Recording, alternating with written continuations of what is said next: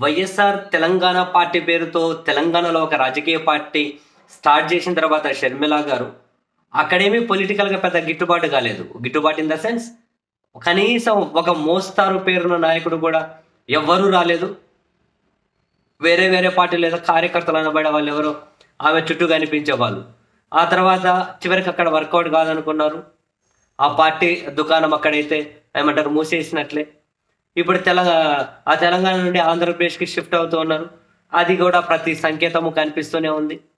ఈరోజు సాయంత్రం ఢిల్లీ వెళ్ళి రేపు కాంగ్రెస్ పార్టీలో చేరబోతున్నారు. నిన్న షర్మిల గారు కూడా అఫీషియల్గా అదే ప్రకటించారు, కాంగ్రెస్ పార్టీతో కలిసి పనిచేయాలని చెప్పి అనుకుంటూ ఉన్నట్లు.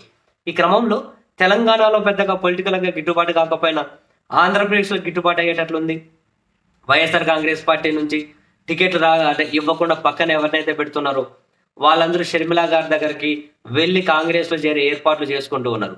ఇప్పటికీ ఆళ్ల రామకృష్ణారెడ్డి గారు మంగళగిరి నుంచి 2 సార్లు గెలిచిన ఎమ్మెల్యే తనకు టికెట్ ఇవ్వకపోయేసరికి నేను షర్మిల చెప్పినట్లే ఉంటా, షర్మిల పార్టీలోనే వెళ్తా, ఆమె ఎక్కడికి వెళ్తే నేను ఆ పార్టీలోకి వెళ్తానని చెప్పి ఆయన ప్రకటించేశారు. ప్రతిగా ఆయన ఒక షర్మిల గారు థ్యాంక్స్ కూడా చెప్పారు. సో ఇప్పుడు టీడీపీ జనసేనలు ఎవరికైనా ఆల్టర్నేట్ ఆప్షన్ లేకపోతే ఇంక అటువైపు పోయేటట్టున్నారు. తాజాగా కూడా విజయవాడ సెంట్రల్ నుంచి మల్లాది విష్ణు గారు ఉన్నారు కదా, ఆయనకు టికెట్ ఇవ్వలేదు. వెస్ట్ నుంచి ఉన్న వెల్లంపల్లి శ్రీనివాస్ గారిని సెంట్రల్లోకి మార్చి వెస్ట్లో మరొకరికి ఇచ్చారు. రాత్రే ప్రకటించారు కదా. ఈ క్రమంలో మల్లాది విష్ణు గారు కూడా షర్మిల గారి బాటే పడతారని చెప్పి వాళ్ళ అనుచరులు అయితే ఓపెన్ గానే చెబుతూ ఉన్నారు. మూకుమ్మడి రాజీనామాలకు జిద్దపడుతున్నారు. ఈ రోజు ఒక దగ్గరికి వెళ్ళి అందరూ మూకుమ్మడి రాజీనామాలు చేసేసి వైఎస్ఆర్ కాంగ్రెస్ పార్టీకి వాళ్ళ దారి వాళ్ళు చూసుకునే ఆ సూచనలు అయితే కనిపిస్తున్నాయని అన్నిటి మీడియాలోనూ కనుక బ్రేకింగ్లు వస్తూ ఉన్నాయి. అన్నిట్లో కూడా బ్రేకింగ్లు వస్తూ ఉన్నాయి. వాళ్ళ దారి వాళ్ళు చూసుకునే ఏర్పాట్లు చేస్తూ ఉన్నారు అని. సో ఆయనకు టికెట్ రాలేదు అని చెప్పి చాలా ఆగ్రహంతో ఉన్నట్లుగా అయితే చెబుతూ ఉన్నారు మల్లాది విష్ణుకు.